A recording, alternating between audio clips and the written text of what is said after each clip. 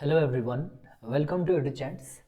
So today we are with a new video of declaring that OPSC has announced 385 assistant professor posts today itself. So this is a huge recruitment for 2024.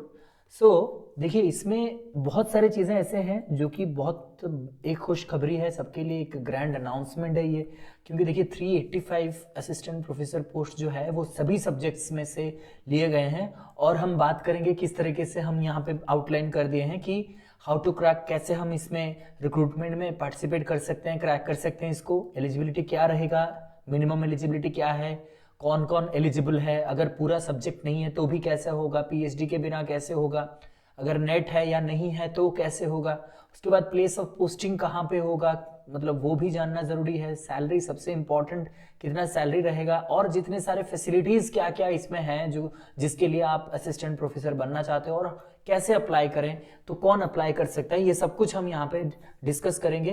तो welcome to EduChats once again. So this is video by me. सो चलिए चलते हैं, start करते हैं आज का class. देखिए ये रहा आपका एडवर्टाइजमेंट जो कि मतलब कि आज ही के डेट पे आया है। तो देखिए एडवर्टाइजमेंट जो है इसी साल का है।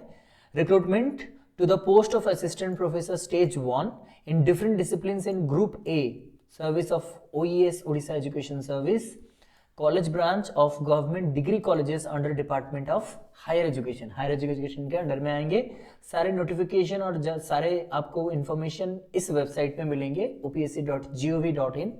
तो इसका जो एप्लीकेशन है, ऑनलाइन एप्लीकेशन रहेगा। इसका जो लिंक है वो आपको 12th ऑफ मार्च से स्टार्ट होगा और 16th ऑफ अप्रैल तक ये चलेगा, ठीक है। तो यहाँ पे आपका ऑनलाइन एप्लीकेशन 16th अप्रैल तक है, ठीक है। रिक्रूटमेंट कितना होने वाला है, 385, ठीक है, असिस्टेंट प्रोफेसर स्टेज 1, और ये ग्रुप ए सर्विस है OES में। और इसका सैलरी पे स्केल आपका सेल 1 लेवल 10 ऑफ ORSP 2019 में है, और वो भी डियरनेस बाद में मिलता है। ये सारा कुछ हम बाद में डिस्कस करेंगे। जो इंपॉर्टेंट है वो है वैकेंसी पोजीशन। देखिए अलग अलग सब्जेक्ट्स में अलग अलग वैकेंसीज आए हैं, और जो भी अपने अपने सब्जेक्ट्स का देख लीजिए। देखिए यहाँ पे बहुत सारे कॉलेजेस में, जो डिग्री कॉलेजेस में बहुत सारे वैकेंसीज हैं, उसी हिसाब से इन्होंने जो वैकेंसी को ब्रेकअप किया है, और रिजर्वेशन का भी यहाँ पे लिखा गया है। तो देखिए मान लीजिए एंथ्रोपोलॉजी है तो 18th वैकेंसीज है, उसमें से 4 ST, 3 SC और 2 ACBC UR में 9 पोस्ट हैं। उनमें से यहाँ पे W का मतलब यहाँ पे वुमेन होता है। 6 पोस्ट जो है वो रिजर्व रखे गए हैं वुमेन के लिए। और यहाँ पे 4% ऑफ टोटल पोस्ट, यानी 385 पोस्ट जितने भी हैं उनमें से 4% यानी कि 15 पोस्ट, यानी कि हर एक कैटेगरी में अलग अलग रिजर्वेशन है। तो 15 पोस्ट रिजर्व रहेंगे PWD पर्सन विथ डिसेबिलिटीज के लिए, ठीक है। और कैटेगरी 1 में 4 पोस्ट आएंगे। उस हिसाब से स्पोर्ट्स पर्सन जो भी है उनके लिए 1% ऑफ 385 पोस्ट, तो लगभग 4 पोस्ट रिजर्व रहेंगे स्पोर्ट्स पर्सन के लिए, ठीक है। टोटल 4 पोस्ट यहाँ पे, तो 4 पोस्ट हो गए यहाँ पे PWD में। कैटेगरी 1 में 4 पोस्ट, कैटेगरी 2 में 4 पोस्ट, कैटेगरी 3 में 4 पोस्ट, और कैटेगरी 4 में 3 पोस्ट रहेंगे, और वो भी इस रेजोल्यूशन के अनुसार। उसके बाद चलते हैं केमिस्ट्री में। टोटल आए हैं यहाँ पे 12 वैकेंसीज, कॉमर्स में 20 वैकेंसीज, कंप्यूटर साइंस में 28 वैकेंसीज, इकोनॉमिक्स में 20 vacancies, education, most importantly education में 45 वैकेंसीज है। देखिए ये बहुत अच्छा अपॉर्चुनिटी है। यहाँ पे 45 वैकेंसीज बहुत ज्यादा होते हैं, क्योंकि अगर आप एलिजिबल हो और अगर आपका स्कोर अच्छा है, हम डिस्कस करेंगे कैसे क्रैक करेंगे, तो 45 सीट्स बहुत आपके लिए मायने रखता है। जो भी आपको डाउट रहता है, जो भी आपका एजुकेशन में प्रॉब्लम है, या फिर आप प्रिपेयर कर रहे हो, आप चाहते हो असिस्टेंट प्रोफेसर बनना, और शॉर्टलिस्ट होने के बाद आपका इंटरव्यू के लिए, कैसे आप इंटरव्यू के लिए जाते हो, तो कैसे आपका सिलेक्शन होगा, पक्का सिलेक्शन होगा, उस तरीके से जो भी आपका डाउट रहेगा वो हमारे चैनल में आपको मिल जाएगा EduChats में। तो ये एजुकेशन के लिए बेसिकली आपको मदद करेगा। तो आप डिस्क्रिप्शन में जाकर के हमारा लिंक ज्वाइन कर लीजिए, जो भी डाउट होगा वहां पे पूछ सकते हो। इंटरव्यू प्रिपरेशन हम लोग कराएंगे जब आपका शॉर्टलिस्ट हो जाए। एक बार आप बोल दो कि हाँ हमारा शॉर्टलिस्ट हो चुका है, तो हम आपको 1-to-1 आपका इंटरव्यू कराएंगे, ठीक है। उसके बाद आता है इंग्लिश में। इंग्लिश में 35 पोस्ट आ गए, ठीक है। उसके बाद ज्योग्राफी 17 पोस्ट, जियोलॉजी 10 पोस्ट।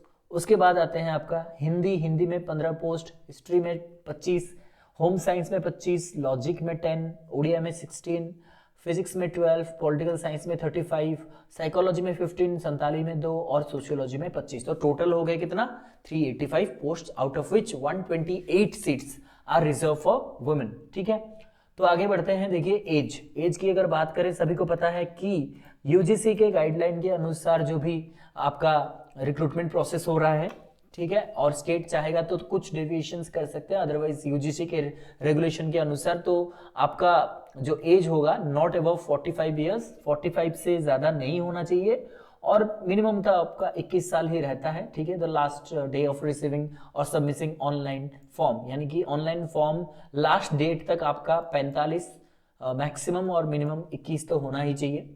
ठीक है, और इसके साथ ही साथ अगर आपके पास कोई रिजर्वेशन है बेसिकली, तो रिजर्वेशन में आपका SC ST SC BC women के लिए आपका 5 साल का रिजर्वेशन है, यानी 50 तक आप अप्लाई कर सकते हो, और अगर आप पर्सन विद डिसेबिलिटी हो तो आप 55 तक भी अप्लाई कर सकते हो। ठीक है, तो इसके बाद आपको ये भी कहा गया है कि आपका डेट ऑफ बर्थ सर्टिफिकेट आपका मतलब जो एक्सेप्टेड किया जाएगा कमीशन के द्वारा, डेट ऑफ बर्थ के लिए आपका हाई स्कूल सर्टिफिकेट और कंसर्न सर्टिफिकेट अगर आपको मिल सके तो आपका डेट ऑफ बर्थ का जो प्रूफ आपका माना जाएगा। उसके बाद आते हैं एजुकेशनल क्वालिफिकेशन। आपका क्वालिफिकेशन क्या रहेगा? देखिए, जो अपने सब्जेक्ट से हैं उनका उसी सब्जेक्ट से मास्टर डिग्री होना चाहिए। जैसे कि एंथ्रोपोलॉजी तो मास्टर्स होना चाहिए एंथ्रोपोलॉजी में, और बहुत सारे इस बार एक अच्छा बदलाव आया है, कुछ अलाइड सब्जेक्ट्स को भी इन्होंने एक्सेप्ट किया है, ना कि सिर्फ एंथ्रोपोलॉजी, उसके रिलेटेड भी सब्जेक्ट्स आप अप्लाई कर सकते हो। जैसे एजुकेशन की अगर बात करें तो सिर्फ एजुकेशन के अलावा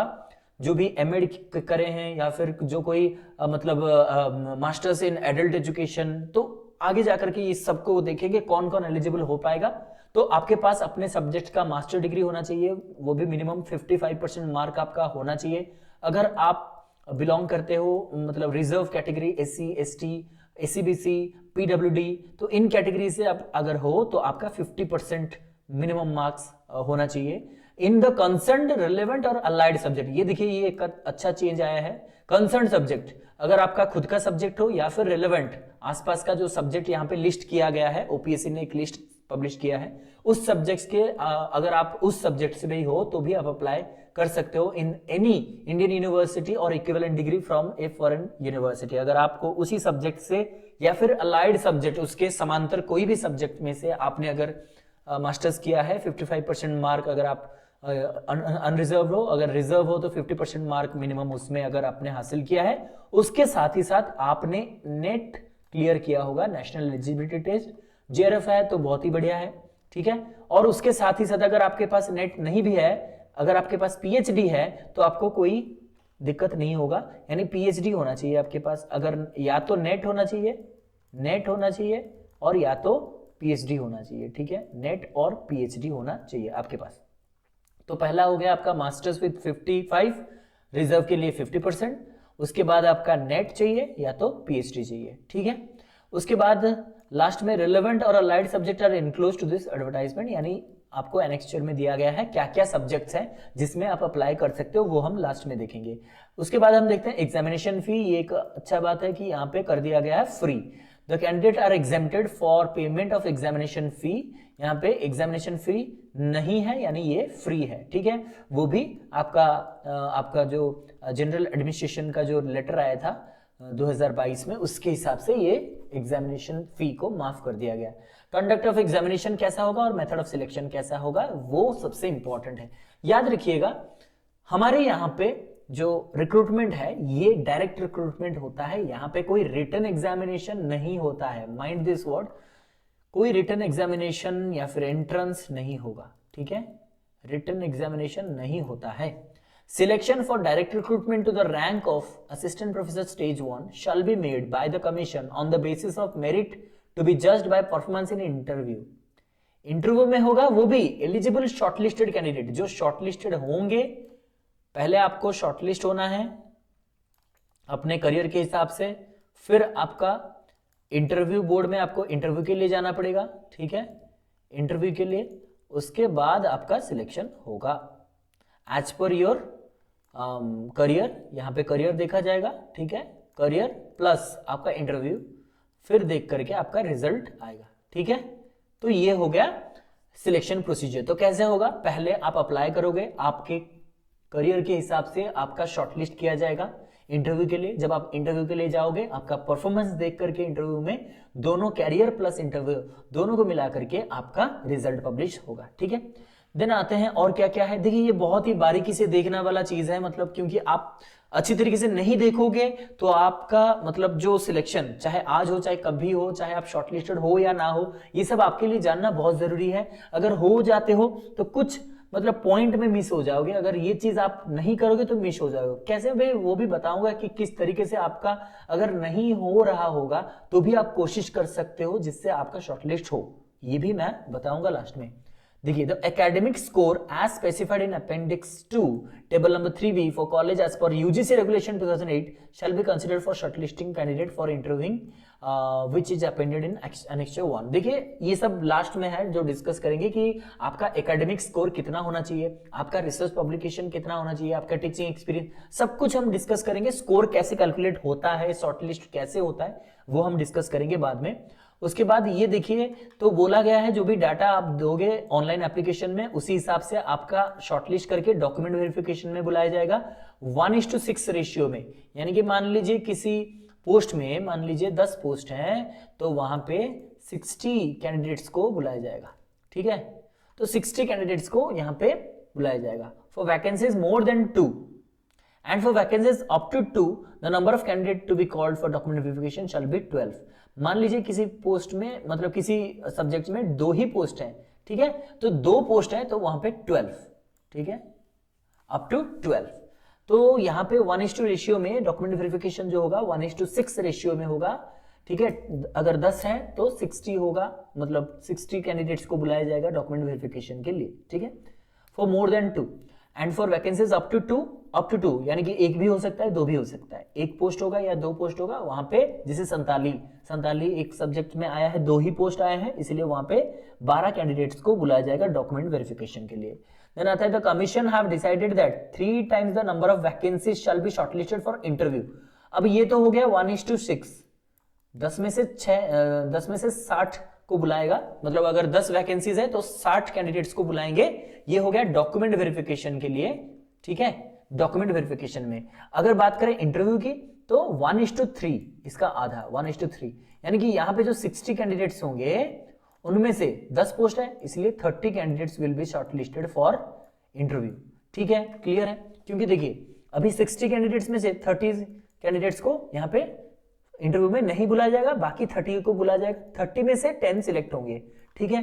तो जहां पे 2 कैंडिडेट्स 2 पोस्ट होंगे वहां पे there are only 1 or 2 vacancies, 10 candidate shall be shortlisted for interview. जैसे कि मैंने कहा 2 कैंडिडेट्स जहां पे 2 पोस्ट जहां पे होंगे वहां पे 12 कैंडिडेट्स को बुलाए जाएंगे डॉक्यूमेंट वेरिफिकेशन के लिए, लेकिन इंटरव्यू के लिए 10 कैंडिडेट्स को वो शॉर्टलिस्ट करेंगे, ठीक है। बेसिकली ये संताली में होगा क्योंकि संताली में 2 ही पोस्ट है, वहां पे 12 कैंडिडेट्स को डॉक्यूमेंट वेरिफिकेशन के लिए और 10 कैंडिडेट्स को इंटरव्यू के लिए बुलाएंगे। बाकी सब्जेक्ट्स के लिए 1:6 for document verification and 1:3 for your interview, ठीक है। तो 3 में से 1 कोई सिलेक्ट होगा, तो उस हिसाब से प्रिपेयर कीजिएगा क्योंकि ये चांस बहुत ही बड़ा है। कैसे है और क्यों है, ये इंपॉर्टेंट क्यों है, सबसे अच्छा पोस्ट आपको माना जाता है, ये क्यों है, और सबसे हाईएस्ट पोस्ट आपको मिलेगा यहाँ पे मतलब स्टेट सर्विस में, तो वो भी क्यों होगा, कैसा होगा और क्यों इसको बहुत ज्यादा इंपॉर्टेंस दे रहा हूं, तो इसके लिए भी आप बात करोगे, हम लोग बात करेंगे लास्ट में, ठीक है। On the basis of the result of interview, Commission shall prepare a subject-wise merit list of successful candidate arranged in order of merit equal to the number of posts to be filled, furnish the same to the government। यानी कि finally आपका interview result आने के बाद interview career देख करके आपका result आएगा, फाइनल मेरिट लिस्ट आएगा और वो भी रैंक वाइज आएगा और उस रैंक वाइज आपको पोस्टिंग भी मिलेगा, वो भी डिस्कस करेंगे लास्ट में। और क्या क्या एलिजिबिलिटी क्राइटेरिया, यहाँ पे बहुत सारे कॉमन चीजें हैं जो कि मैं डिस्कस नहीं कर रहा हूँ, यहाँ पे दिया गया है और ये हमारे टेलीग्राम लिंक में भी मैंने पीडीएफ दे दिया है और वैसे भी ओपीएससी वेबसाइट में आपको पहले ही मिल जाएगा ये वाला आपका नोटिफिकेशन, ठीक है। तो ये सारे हैं जो कि इंडियन होना चाहिए, उड़िया आपको लिखना पढ़ना बोलना ये आना चाहिए, अपर प्राइमरी में आपने पढ़ा होगा उड़िया सब्जेक्ट या फिर उड़िया पास सर्टिफिकेट होगा, ठीक है। तो ये सारे जो है ये कुछ फॉर्मेलिटीज हैं, लेकिन यहाँ पे नंबर 5 इज इंपॉर्टेंट, जो लोग अभी सर्विस में हैं, कोई भी सर्विस, चाहे वो टीजीटी हो, चाहे वो पीजीटी हो, चाहे वो लेक्चरर हो, चाहे वो पियोन हो, क्लर्क हो, चाहे वो ऑफिसर हो, पीओ हो, ठीक है, कोई भी OS2 हो, जो भी पोस्ट में आप हो, अगर आप चाहते हो ये अप्लाई करना, तो आपको नो ऑब्जेक्शन सर्टिफिकेट NOC जो है वो प्राप्त कर लेना चाहिए अपने हायर अथॉरिटी से, ठीक है। NOC आपका होना चाहिए from the head of officers, ठीक है। उसके बाद चलते हैं हाउ टू अप्लाई। बहुत ही सिंपल है, ओपीएससी का ये वेबसाइट दिया गया है, इसको आपको ऑनलाइन ही फिलअप करना है। Application received through any other mode would not be accepted, ठीक है। डायरेक्ट एप्लीकेशन आप नहीं सबमिट कर सकते हो, इसे ऑनलाइन में ही सबमिट करना पड़ेगा। उसके बाद आपका जो डिटेल इंस्ट्रक्शन है वो एक बार अच्छे से पढ़ लीजिएगा, फिर अप्लाई करना, ठीक है। उसके बाद अगर कोई दिक्कत आता है, प्रॉब्लम आता है, तो फैसिलिटेशन काउंटर आपका अवेलेबल है। इस नंबर पे आप सुबह 10:30 बजे से 1:30 तक और 2 से लेकर के 5 तक आप ये गवर्नमेंट वर्किंग डे में आप यहाँ पे इंक्वायरी कर सकते हो। ये टेक्निकल सपोर्ट आपको देंगे related to your registration, re registration, ठीक है। ऐसे नहीं है कि आप पूछोगे सर इससे क्या होगा, वो नहीं, आपका जेन्युइन प्रॉब्लम अगर है, आप फिलअप नहीं कर पा रहे हो, या फिर आपने मतलब कि फिलअप किया है लेकिन कुछ टेक्निकल इश्यूज हो रहे हैं, या फिर लोड नहीं हो रहा है, कुछ एरर दिखा रहा है, तो आप इनको कांटेक्ट कर सकते हो, ठीक है। तो ये हो गया। बाकी तो आपको वेबसाइट में मिलेगा ही opsc.gov.in में, ठीक है। उसके बाद the link will be available from 12 मार्च, आपको पता ही है, और 16 अप्रैल तक ये रहेगा। तो इसके मतलब ऑनलाइन एप्लीकेशन उससे पहले आप सबमिट कर लेना, कभी भी लास्ट तक नहीं जाना, ठीक है। 4-5 दिन पहले से ही आप कोशिश करना सबमिट करने के लिए। देखो अभी तो फ्री हो गया ना, तो फिर उसमें कोई दिक्कत नहीं होगा, आप लोग अप्लाई कर लो। जो भी इन सर्विस है वो NOC अभी से जाकर के प्राप्त कर लीजिए, NOC के मतलब जरिए आप अप्लाई कर लो, ठीक है। तो ये हो गया एप्लीकेशन वाला बात। अब आते हैं सबसे इंपॉर्टेंट चीज कि मतलब सिलेक्शन किस तरीके से होता है और हम लोगों का कितना चांस है, या फिर कैसे हम सिलेक्ट हो सकते हैं अपने आप को, ठीक है। तो टेबल नंबर 3 भी नेक्स्ट ईयर 1 में देखिए क्या दिया गया है। पहले तो एकेडमिक रिकॉर्ड, यानी कि आपका जो स्कोर होता है, मैं यहाँ पे मतलब नेक्स्ट पेज में थोड़ा सा दिखा रहा हूँ आपको ताकि आपको पता चले। यहाँ पे टोटल एकेडमिक स्कोर आपका है 84 मार्क्स। आउट ऑफ आपका सिलेक्शन 100 मार्क्स में से ही होगा, उसमें से 84 मार्क्स आपका एकेडमिक स्कोर है। तो 84 मार्क्स को हम कैसे कैलकुलेट करते हैं? तो फर्स्ट आपका ग्रेजुएशन देखा जाएगा। ग्रेजुएशन में अगर आपने 80% रखा है या फिर एबव है तो आपको 21 मार्क मिलेंगे, 80% एंड एबव। उसके बाद अगर 79 बिलो, 80 बिलो यानी 79% से लेकर के 60% तक, ठीक है, अगर आपने स्कोर किया है ग्रेजुएशन में तो आपका 19 मार्क्स रहेगा। यानी कि आपको यहां पे 21 मार्क दिया जाएगा अगर आपका 80% अबव है, 19 मार्क मिलेगा अगर आपका 60% से 80% तक है। अगर 50% से लेस है 60% तक, 50% एंड अबव, ठीक है, तो मतलब 60 से 55 तक होगा तो 16 मिलेगा, और 55 से 45 है तो 10 मार्क्स मिलेंगे। क्लियर है बात?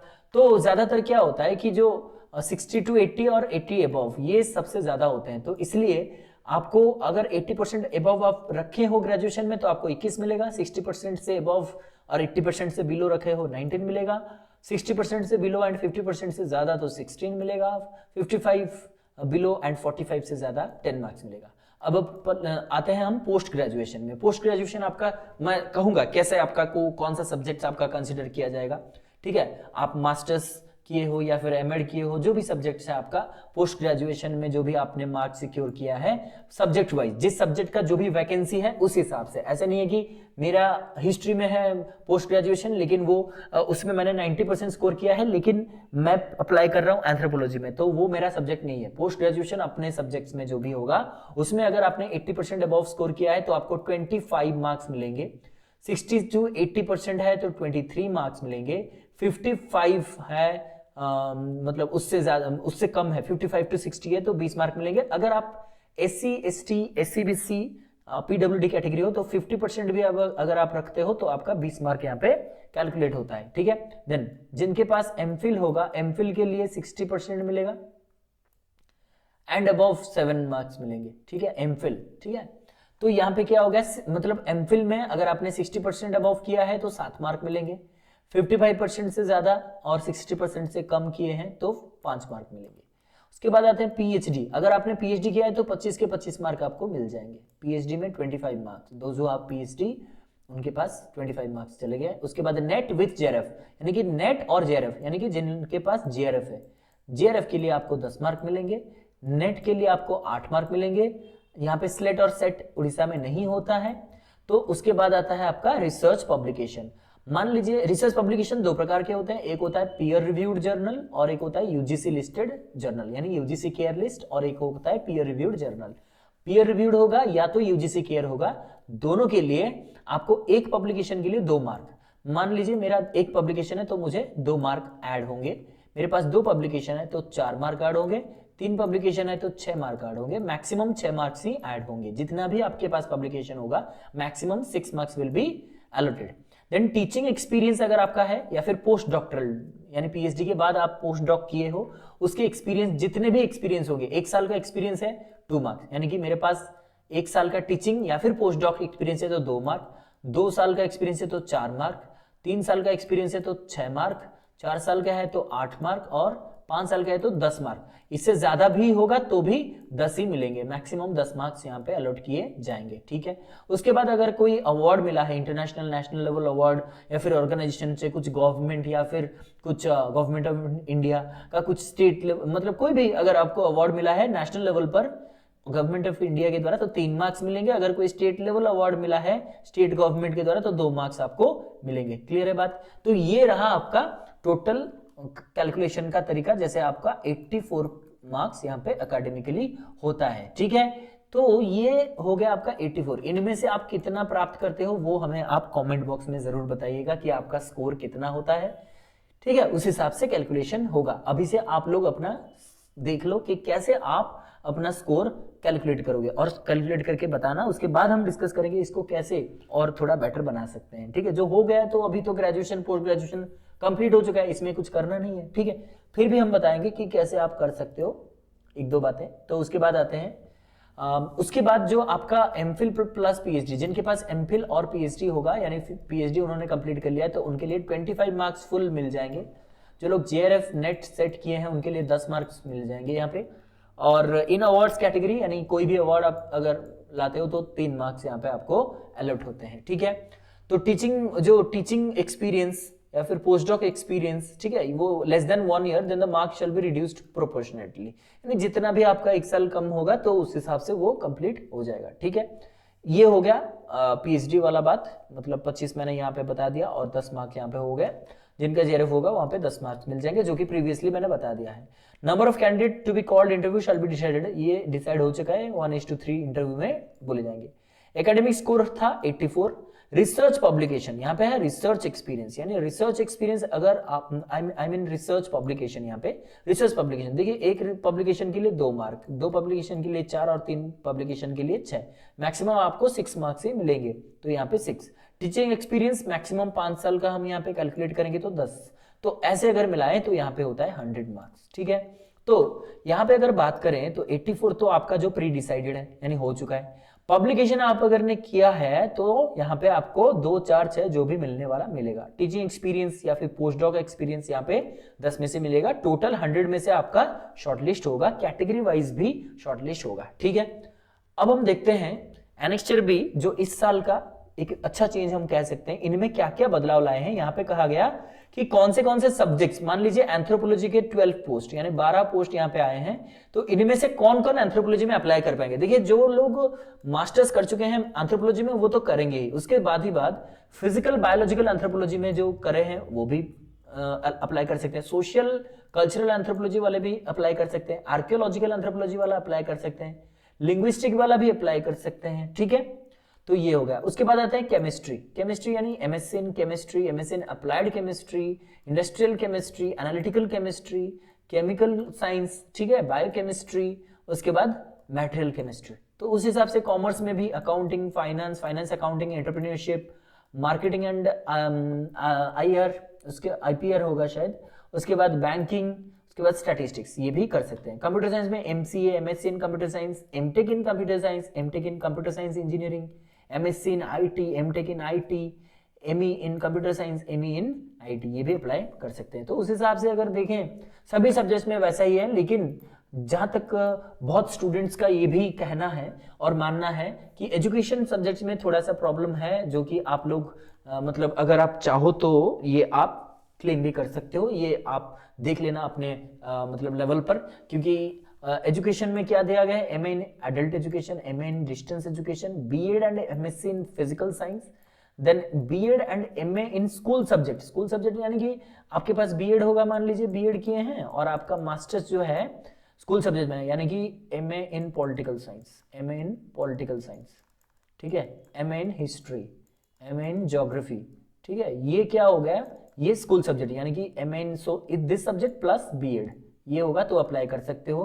पेडागोजिकल साइंसेज, यानी पेडागोजिकल साइंसेज यानी आप पेडागोजी सब्जेक्ट जो भी हो, मतलब मैथ से हो, सोशल साइंस से हो, जो भी सब्जेक्ट ये है यह कर सकते हो। और MEd in foundation course, MEd in foundation course यानी एजुकेशन कोर्स, लेकिन यहाँ पे कहीं पे भी ये नहीं लिखा गया एमए इन एजुकेशन, ठीक है, तो ये बड़ा सा कंफ्यूजन है, ये थोड़ा सा आप क्लियर कर लीजिएगा अपने लेवल पर, ठीक है। तो सारे सब्जेक्ट्स का ये दिया गया है, कौन कौन अप्लाई कर सकता है, ठीक है, ये सब्जेक्ट्स पीडीएफ में अवेलेबल है, ये देख लीजिएगा। अब चलते हैं जो हमारा आज का सबसे इंपॉर्टेंट मुद्दा था, जिसपे हम बात करने वाले थे, सबसे पहले से ही हम ये सब देख रहे थे, तो हमारा ये हाउ टू क्रैक, हम कैसे इसको क्रैक कर सकते हैं। देखिए बहुत ही बड़ा अपॉर्चुनिटी है आपके लिए, तो इसको जरूर हम कोशिश करेंगे क्रैक करने के लिए, और बहुत ज्यादा अपॉर्चुनिटी यहाँ पे भी मिलेंगे। देखिए कैसे, if you have good score in career then you have chance. अगर आपका करियर में एक अच्छा स्कोर रखा गया है, यानी आप हमेशा 80% एंड अबव रखे हो, उसके साथ ही साथ अगर आपका मतलब पीएचडी है या फिर एमफिल है या तो जेआरएफ है,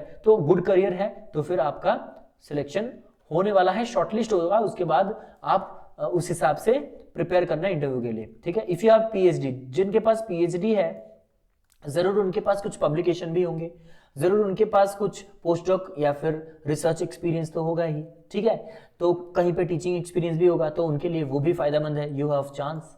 if you have teaching experience, कहीं पे अगर आप पढ़ा रहे हो, चाहे आप गेस्ट फैकल्टी, कॉन्ट्रैक्चुअल, कुछ भी हो, टीचिंग एक्सपीरियंस आपका है, तो भी वो आपको मदद करेगा, तो एक्सपीरियंस सर्टिफिकेट अभी से बना लीजिए अपने पास, you have chance.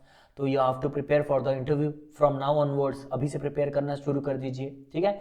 If you have research publication, देखिए बहुत स्टूडेंट्स, बहुत कैंडिडेट्स ऐसे हैं जो कि रिसर्च पब्लिकेशन करते हैं, जैसे कि जर्नल्स में या फिर बुक्स में, ठीक है, बहुत आजकल तो सभी जगह पे आपको ISBN मिल जा रहा है, ठीक है, तो वो लोग पब्लिश करते रहते हैं, तो जिनका पब्लिकेशन है उनका भी you have chance now start preparing for interview. If you are shortlisted, और फाइनली अगर आप शॉर्टलिस्टेड हो जाते हो, then prepare for an excellent interview with EduChats. EduChats is always longing for students और candidates who are willing to be the teachers of future India. तो जो भी आप बनना चाहते हो थ्रू एडुचेंट्स, वो हम आपको मदद करेंगे, चाहे वो इंटरव्यू के लिए हो, चाहे वो अप्लाई करने के लिए हो, चाहे वो पीजीटी के लिए हो, चाहे वो टीजीटी के लिए हो।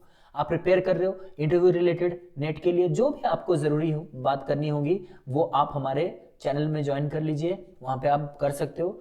और चैनल ऑब्वियसली हम हमेशा कोशिश करते हैं चैनल में आप जो भी क्वेश्चन करते हो उसका आंसर करने के लिए, और इंटरव्यू के लिए हम स्पेशल क्लास लाएंगे जिनमें हम इंटरव्यू के लिए सिर्फ प्रिपेयर कराएंगे, वो भी आप कैसे इंटरव्यू क्रैक करोगे directly from the experience of already जो क्रैक कर चुके हैं, उनसे आपको एक्सपीरियंस मिलेगा, ठीक है। डायरेक्ट कांटेक्ट में आप आओगे उन लोगों के, और वो भी बताएंगे कि क्या ट्रिक था जिनकी वजह से वो सिलेक्शन उनका हुआ है, from different subjects, not only from education, from different subjects, ठीक है।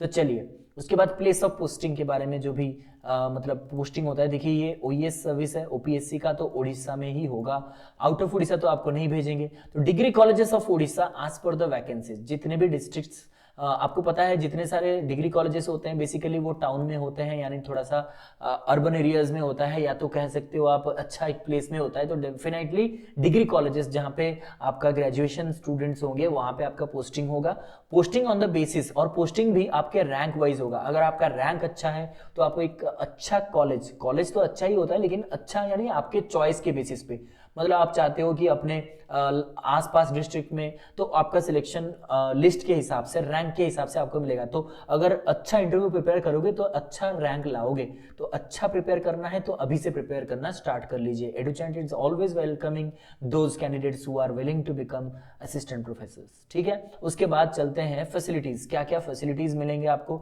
देखिए बहुत सारे फैसिलिटीज हैं, ठीक है। सबसे पहले तो आप एक गजेटेड ऑफिसर हो, गजेटेड ऑफिसर यानी एक डिसीजन मेकिंग पावर, ठीक है, एक डिसीजन मेकिंग ऑफिसर, तो गैजेटेड ऑफिसर क्लास 1 ऑफिसर होता है, तो क्लास 1 ऑफिसर के हिसाब से आपका पोस्टिंग पहला होगा। Second is you will be joining as an assistant professor stage 1, stage 1 में ज्वाइन करोगे, देन प्रमोशन होकर के स्टेज 2 में जाओगे, देन स्टेज 3 में जाओगे, उसके बाद एसोसिएट प्रोफेसर कहलाओगे, उसके बाद प्रोफेसर बनोगे, प्रोवाइडेड आपके पास पीएचडी और उतना एक्सपीरियंस होना चाहिए, ठीक है। देन उसके बाद आता है ए हैंडसम सैलरी। किसको नहीं चाहिए होता है, सभी को ये चाहिए होता है कि एक हैंडसम सैलरी हो अपने पास, तो डेफिनेटली हैंडसम सैलरी आपको मिलेगा। उसके बाद सबसे इंपॉर्टेंट है, पढ़ाई में हम ये देखते हैं कि जहां पे फर्दर स्टडी और रिसर्च का स्कोप हो, तो definitely you will get ample amount of scope for further study. अगर आप पोस्ट डॉक करना चाहते हो या फिर आप कुछ साइड बाय साइड कुछ अच्छा कोर्स करना चाहते हो, तो वो भी आप कर सकते हो with the due permission of higher education as well as per your availability of leaves and availability of permission, ठीक है। इसके हिसाब से आप स्टडी कर सकते हो इन फ्यूचर। उसके बाद रिसर्च स्कोप, रिसर्च करने के लिए आपको स्कोप भी मिलेगा यहाँ पे, ठीक है। इनफैक्ट बहुत सारे assistant professor and associate professor they are undertaking some projects, ठीक है, ये भी प्रोजेक्ट्स आप कर सकते हो। देन आते हैं आपका पोस्टिंग अंडर OES 1 यानी कि Odisha education services college branch में आपका पोस्टिंग होगा। Who can be assigned higher portfolios in future in the state, यानी कि स्टेट में हायर पोर्टफोलियो आपको मिलेंगे आगे जाकर। जब आप सीनियर बन जाओगे तब आपको डायरेक्टर ऑफ यानी director, deputy director, additional director या फिर कंट्रोलर ऑफ एग्जामिनेशन, ठीक है, अलग अलग यूनिवर्सिटी में या तो फिर काउंसिल में या तो फिर आपको डायरेक्टर बनाया जाएगा, डेप्यूटी डायरेक्टर बनाया जाएगा, ठीक है। तो आपको अलग अलग मतलब जैसे कि रीजनल डायरेक्टर ऑफ एजुकेशन, ठीक है, तो आप बड़े बड़े पोस्ट में, एडमिनिस्ट्रेटिव पोस्ट में भी जा सकते हो, ठीक है। ये हो गया आपका फैसिलिटीज। अब सबसे इंपॉर्टेंट चीज जो जानना चाहते हो आप, वो आते हैं सैलरी पे। सैलरी कितना होता है, कैसे कैलकुलेट होता है, तो सैलरी जो है, जो कि मैंने पहले ही कह दिया था आपको कि ORSP रूल 2019 के हिसाब से हमारा सैलरी यहाँ पे आपको मिलेगा, वो भी सेल 1 ऑफ लेवल 10। तो ये देखिए, ये PDF में आपको मिल जाएगा ORSP 2019। तो आपका पे मैट्रिक्स देखिए, आपका पे बैंड है यहाँ पे सेल नंबर 1 और लेवल 10, जैसे कि मैंने कहा था लेवल 10 सेल नंबर 1। ये जो सैलरी है आपका, ये आपका बेसिक सैलरी है, ठीक है। तो सैलरी कैसे कैलकुलेट होता है, आप कैलकुलेट कर लीजिएगा। बेसिक सैलरी आपका बेसिक होता है इतना, तो यानी कि आपका 57,700 जो है, ये आपका लेवल 10 सेल 1 में 57,700 बेसिक सैलरी होता है। उसके बाद DA, आपको पता है dearness allowance time to time change होता है, तो उस हिसाब से करंटली तो 46 ही चल रहा है। 46% of your basic salary is dearness allowances, तो 46% इसका आप कैलकुलेट कर लीजिएगा। उसके बाद हाउस रेंट अलाउंसेस अपने हिसाब से होता है, अपने हिसाब से मतलब आपका एरिया ऑफ पोस्टिंग रूरल है या फिर टाउन है या फिर अर्बन, मतलब टाउन मतलब अर्बन ही, अर्बन है या तो सिटीज हैं, ठीक है। तो 3 हिसाब से होता है, रूरल में होता है, अर्बन में होता है और सिटीज होता है, ठीक है। तो इस हिसाब से आपका HRA जो है हाउस रेंट मिलेगा, और जिन जगहों पे आपको मतलब क्वार्टर्स अवेलेबल है वहां पे आपको क्वार्टर्स भी मिलेंगे, ठीक है। तो ये सारे सुविधाएं आपको मिलेंगे। तो सैलरी मैंने कहा दिया कि बेसिक सैलरी है, उसके पास आपको डियरनेस अलाउंसेस मिलेंगे जो टाइम टू टाइम चेंज होता रहता है। उसके बाद आपका HRA मिलेगा। उस हिसाब से जब आपका प्रमोशन होगा, हर साल आपका एक एक इंक्रीमेंट होगा, तो उस हिसाब से आप प्रमोटेड होते चलेंगे। और उसके बाद ही बाद जब आपको मतलब स्टेज 2 में जाओगे, तो उस हिसाब से आपका प्रमोशन भी होता चलेगा, ठीक है। तो ये रहा आपका टोटल, अगर देखा जाए ये आपका सैलरी पैकेज जो कि आपको मिलने वाला है। तो सबसे इंपॉर्टेंट ये चीज होता है कि हम कैसे अपने आप को प्रिपेयर करें और किस तरीके से इसके साथ आगे बढ़ें, ठीक है। तो चलिए, time to bring some new hope to your preparation. अभी एक नया होप आपके पास आया है, तो start your preparation. So this is from EduChants, wish you all the best. Thank you for watching, subscribe the channel and like the session if this class seems helpful to you. Thank you everyone.